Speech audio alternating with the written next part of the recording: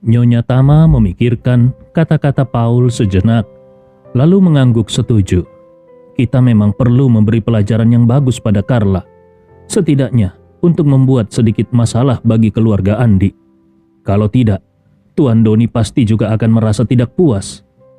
Kemudian Nyonya Tama teringat sesuatu dan berkata dengan gembira, kebetulan besok Tuan Doni akan datang ke Makassar untuk memeriksa beberapa proyek dan kemungkinan akan menginap 1 malam. Paul segera menyahut, Bu, ini adalah kesempatan bagus untuk membalas budi pada Tuan Doni. Kenapa Tuan Doni memberi kita villa ini untuk ditinggali dan menginvestasikan uangnya ke grup Tama? Bukankah itu untuk membuat kita menekan keluarga Andi? Kalau kita terus menerima uangnya tapi tidak bertindak, bagaimana kalau suatu hari Tuan Doni marah? Kita pasti akan mendapat masalah. Nyonya Tama mengangguk dan berkata, baiklah, Paul, Ibu serahkan urusan ini padamu. Aku hanya punya satu permintaan, yaitu pastikan untuk tidak menyebabkan kematian. Kalau terjadi sesuatu yang serius, Tuan Doni mungkin juga tidak akan bisa melindungi kita. Paul mengangguk dan tertawa dingin. Jangan khawatir, Ibu. Aku sudah punya rencana. Aku akan menculik Carla, lalu memotretnya dalam keadaan yang memalukan. Akan lebih baik jika kita bisa membuatnya hamil, agar keluarga mereka merasa malu. Nyonya Tama mengerutkan kening dan mengingatkan, Paul, aku tidak keberatan kau menyuruh orang lain melakukannya, tapi jangan lakukan sendiri. Paul mengangguk, jangan khawatir, Bu. Aku tahu apa yang harus kulakukan. Di sampingnya, Basri buru-buru bertanya, Ayah, apakah Ayah berencana melakukannya besok? Paul tersenyum jahat. Iya, besok kita akan menculiknya, lalu memberi pertunjukan untuk Tuan Doni pada malam hari. Basri segera berkata, Ayah, aku punya beberapa teman yang cukup dapat diandalkan. Kita bisa meminta mereka untuk membantu. Paul tertawa. Baik, carilah beberapa orang muda yang kuat dan cari sebuah van. Aku punya seorang teman yang memiliki gudang kosong di pinggiran kota. Nanti kita bisa membawa Carla ke sana. Di samping Kasnah bertanya, Ayah, bagaimana kalau Carla tidak keluar rumah besok? Basri juga mengangguk. Benar, Ayah, bagaimana kalau Carla tidak keluar rumah? Paul berkata, kalau Carla tidak keluar, kita akan menciptakan kesempatan agar dia keluar. Beberapa hari terakhir, aku telah mengamati rutinitasnya. Tenang saja, aku punya cara untuk membuatnya keluar dari rumah. Keesokan paginya, Najwa dan Ridwan meninggalkan rumah lebih awal untuk mengurus kegiatan masing-masing. Studio Najwa mengikuti hari libur nasional yang ditetapkan oleh pemerintah, sedangkan Asosiasi Kaligrafi dan Lukisan Ridwan hanyalah sebuah kelompok hobi, jadi tidak ada aturan libur tetap. Apakah mereka akan bertemu atau tidak tergantung pada keinginan setiap anggotanya. Dan karena Ridwan sering tidak akur dengan Carla di rumah, dia bahkan berharap bisa menghabiskan hari pertama tahun baru di asosiasi itu. Di sisi lain, Carla tidak ada urusan di luar dan sedang sendirian di rumah, menyiapkan bahan-bahan untuk makan malam tahun baru. Adapun Andi Rewa, setelah bangun pagi, dia memeriksa laporan operasional farmasi Biotech yang dikirim oleh Liam melalui ponsel.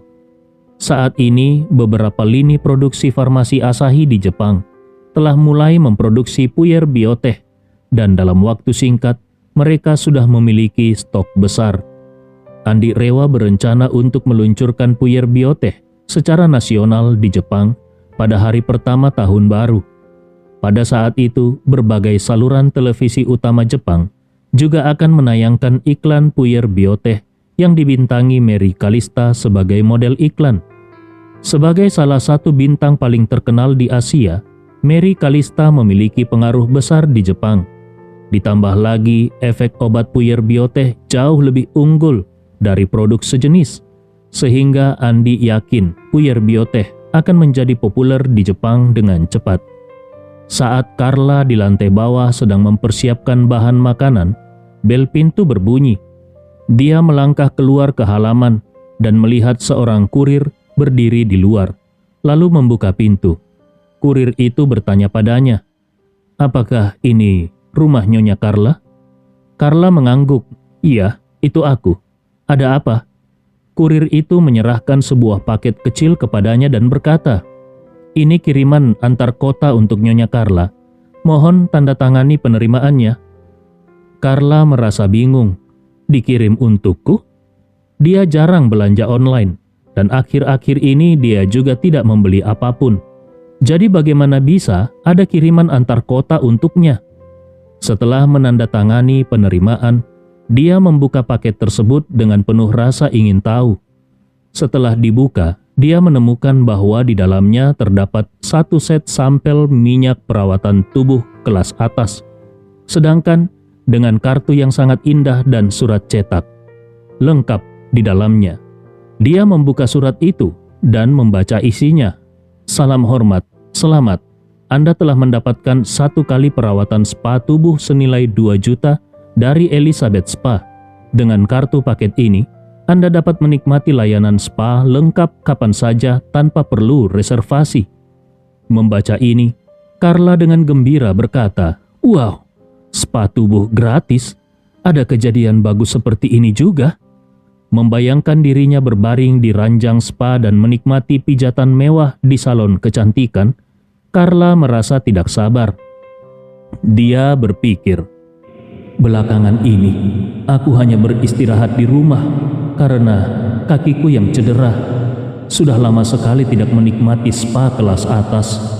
Tak disangka kali ini tiba-tiba ada kesempatan spa gratis di hadapanku.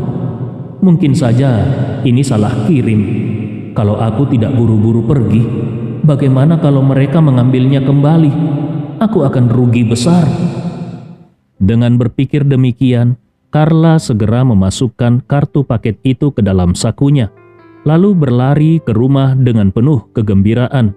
Dia langsung naik ke lantai 3 ke kamarnya, mengganti pakaian untuk keluar, berniat pergi untuk menikmati spa tersebut. Karena mengingat bahwa Andi belum turun, dia mendatangi pintu kamar Andi dan Najwa di lantai 2. Dia mengetuk pintu dengan lembut dan tersenyum. "Menantuku yang baik, kau sudah bangun belum?" Andi membuka pintu dan bertanya, Ada apa, Bu?" Carla tersenyum agak malu. "Oh, Ibu ada sedikit urusan dan mau pergi sebentar. Sarapan sudah Ibu siapkan di dapur, masih hangat. Kau sebaiknya cepat turun dan makan selagi hangat." Andi Rewa mengangguk dan berkata, "Baik, Bu. Kalau Ibu ada urusan, silakan pergi dulu." Carla buru-buru tersenyum. "Baiklah. Kalau ada apa-apa, telepon saja Ibu." Andi Rewa tidak berpikir macam-macam. Bagaimanapun juga, Carla sudah dewasa. Jadi pergi keluar rumah juga hal yang wajar. Di saat yang sama, Paul terus memperhatikan pintu rumah Andi Rewa dari balkon kamarnya. Melihat Carla keluar tergesa-gesa, dia tersenyum sinis. Kemudian dia berjalan cepat ke lantai bawah dan bertanya kepada Basri, "Basri, Carla sudah keluar. Apakah teman-temanmu sudah siap?" Basri tersenyum, "Ayah, tenang saja. Semuanya sudah disiapkan. Dijamin, Carla akan keluar dan tidak akan kembali." Paul segera berkata, "Ayo, coba kau jelaskan rencana ini sekali lagi. Aku ingin memastikan tidak ada kesalahan." Kasna dan Nyonya Tama juga berkumpul. Mereka menanti penjelasan dari Basri dengan penuh antusias. Basri dengan bangga menjelaskan, "Pertama, tadi aku sudah mengirimkan kartu perawatan kecantikan kepada Carla melalui kurir. Tempat itu bernama Elizabeth Spa, di mana pemiliknya adalah teman lamaku. Usahanya sedang kesulitan, jadi dia ingin menjual salonnya. Tapi karena situasi ekonomi yang sedang buruk, dia belum berhasil menjualnya." Paul memotong, "Langsung saja ke inti rencananya." Basri berkata, "Jangan buru-buru, Ayah. Aku hanya ingin menjelaskan rencananya dengan jelas." Paul mengangguk, "Baik, lanjutkanlah." Basri pun melanjutkan, temanku tidak sanggup lagi menjalankan usahanya. Jadi dia berencana untuk kabur membawa uang para pelanggan yang sudah bayar. Aku bilang padanya, kalau dia membantuku dengan rencana ini, aku akan membayar 10 juta. Karena dia memang berniat kabur, tentu dia setuju untuk mendapatkan uang tambahan. Di sampingnya, Kasnah bertanya, "Jadi, kau menyuruh Carla pergi ke salon kecantikan itu supaya kau bisa menculiknya di sana?" Basri mengangguk. Benar sekali. Salon kecantikan itu punya pintu belakang. Begitu Carla masuk untuk spa, aku sudah mengatur agar pelayan di sana memasukkan obat tidur ke dalam airnya. Setelah dia tertidur, kita akan datang ke pintu belakang, mengikat Carla dan membawanya keluar melalui pintu belakang. Dengan begitu, tidak akan ada yang tahu. Novia yang juga ikut mendengarnya langsung bertanya, "Basri, setelah kau menyiksa Carla, apa rencanamu? Mau diapakan dia?" Basri menjawab, "Itu belum kupikirkan. Apa usulan kalian?" Novia langsung berkata dengan penuh kebencian, "Kirim saja dia ke tambang batu bara ilegal. Biar dia juga ikut menggali batu bara." Basri dengan canggung menjawab, "Aku tidak kenal orang yang punya tambang batu bara ilegal." Kasnah menimpali, "Kalau begitu, kirim dia ke Afrika untuk menanam tebu. Aku dengar di sana banyak pekerja ilegal yang seumur hidup cuma bisa memotong tebu dan tidak pernah bisa kembali." Basri terbatuk kecil dan merasa canggung. "Kasnah, itu namanya penyelundupan ilegal. Aku tidak punya koneksi untuk itu." Novia merasa kesal dan berkata, "Basri, kau hanya berencana membiarkan seseorang tidur dengannya, lalu memotret dia dan membiarkannya pergi. Itu terlalu mudah untuknya." Meskipun Paul membenci Novia, tapi kali ini dia setuju dengan kata-kata Novia dan mengangguk. Benar juga, kalau cuma begitu, bisa jadi malah Carla yang diuntungkan. Nyonya Tama berpikir sejenak lalu berkata, "Kita melakukan ini juga untuk membantu Tuan Doni melampiaskan amarahnya. Bagaimana kalau Paul menghubungi Tuan Doni dan menanyakan apakah dia punya kenalan yang punya tambang batu bara ilegal? Jadi, kita bisa mengirim Carla ke sana untuk menggali batu bara." Belakangan ini, kehidupan Doni Hartawan sangat menderita. Putra sulungnya, Alvin Hartawan, masih berada di rumah untuk pemulihan, dan kondisi putra bungsunya, Edo Hartawan, juga tidak menunjukkan perbaikan. Kondisinya bahkan hampir dianggap tidak bisa lagi disembuhkan. Selain itu, istrinya, Susi, saat ini sedang menggugat cerai. Alasan utama perceraian ini adalah kematian Ateng dan istrinya, Kaira. Susi merasa Doni tidak melindungi adiknya dengan baik dan juga gagal menemukan siapa yang membunuh adiknya. Di mata Susi, yang lebih keterlaluan lagi adalah Doni bukan hanya tidak membalas dendam untuk adiknya, tetapi setiap hari justru mencaci maki mendiang adiknya di rumah. Doni Hartawan memang sangat membenci Ateng. Menurutnya orang itu telah menghancurkan nama baik keluarga Hartawan secara total, sehingga reputasi keluarga Hartawan menjadi anjlok dan nilai aset keluarga Hartawan pun terjun bebas. Dulu, keluarga Hartawan adalah keluarga nomor 1 di Sulawesi. Sekarang, bahkan tidak masuk 10 besar. Yang lebih membuatnya sulit menerima adalah istrinya tidak menghargai posisinya. Doni Hartawan merasa sudah cukup baik, tidak menyalahkan istrinya yang terlalu memanjakan adiknya hingga menyeret keluarga Hartawan ke dalam masalah besar. Namun, Susi justru menyalahkannya. Ini benar-benar tidak masuk akal. Karena itu keduanya pun akhirnya terjebak dalam perang dingin jangka panjang. Doni Hartawan yang dulunya sangat mencintai istrinya, kini bahkan malas untuk menghiraukan istrinya dan sepenuhnya fokus pada bisnis. Kini Doni Hartawan hanya memiliki satu tekad di kepalanya, melakukan apa saja yang dia bisa agar keluarga Hartawan bangkit kembali. Kebetulan, baru-baru ini dia sedang mengurus proyek real estate di Makassar. Jadi, pagi-pagi sekali dia langsung berangkat ke Makassar untuk inspeksi. Saat baru tiba di lokasi proyek, dia menerima telepon dari Paul. Di telepon, Paul berkata dengan nada menjilat, "Tuan Doni, bagaimana kabarmu? Ini aku, Paul. Sudah lama kita tidak bertemu." Doni Hartawan menjawab dengan dingin, "Paul, ada urusan apa kau menghubungiku?" Paul dengan cepat tertawa. "Begini Tuan Doni, tidak lama lagi tahun baru. Jadi keluarga kami sepakat kalau kami tidak bisa membiarkan keluarga Andi merayakan tahun baru dengan tenang. Kami berencana untuk terlebih dahulu mengincar ibu mertua Andi, yaitu Carla.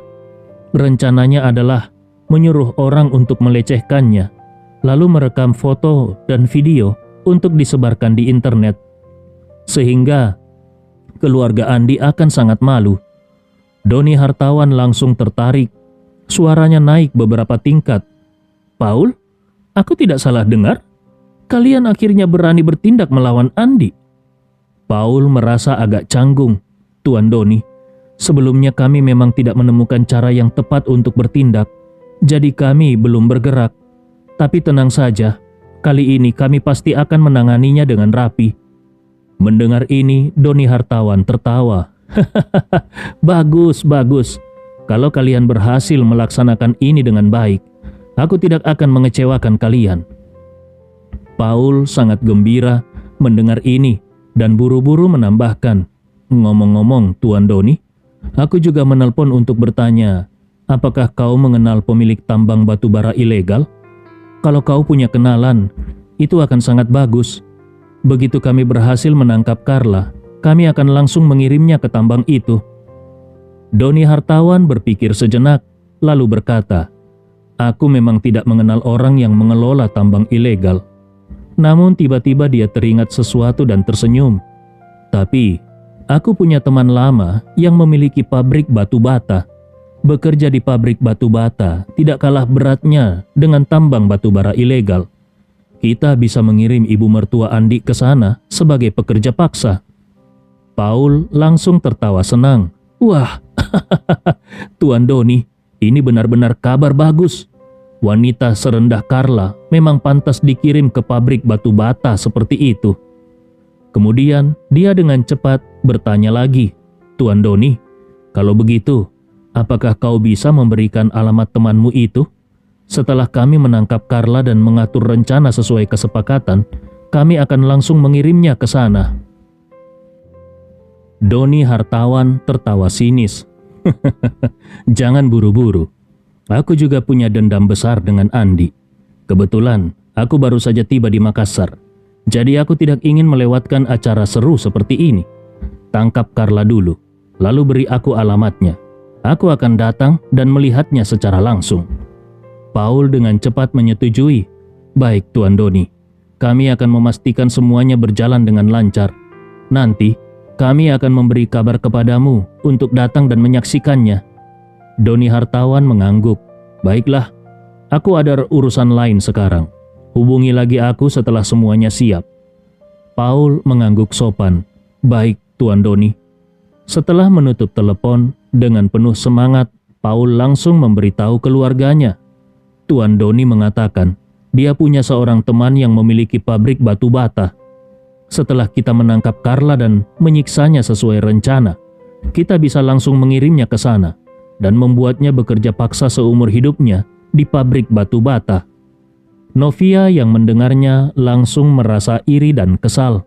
Dengan suara marah dia berkata, "Saat itu aku dikirim ke tambang batu bara ilegal. Kenapa Carla malah bisa dikirim ke pabrik batu bata? Itu terlalu mudah baginya." Paul melotot ke arahnya dan berkata, "Kau tidak mengerti apa-apa. Pekerjaan di pabrik batu bata lebih menyiksa daripada di tambang batu bara. Walaupun tambang batu bara kotor dan berat, setidaknya di bawah tanah itu lebih sejuk. Tapi di pabrik batu bata sepanjang tahun, api membara untuk membakar bata. Hanya dari panasnya saja, orang bisa menderita setengah mati. Belum lagi harus mengangkat batu bata. Pekerjaan itu tidak kalah beratnya dengan menambang batu bara." Akhirnya Novia merasa sedikit lega. Namun, ada satu pertanyaan yang ingin dia tanyakan. Tapi akhirnya hanya dia pendam di dalam hatinya.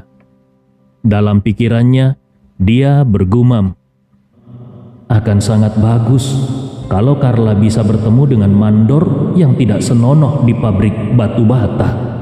Kalau sampai itu terjadi, akan lebih baik lagi kalau dia tertular penyakit dan bahkan hamil di sana."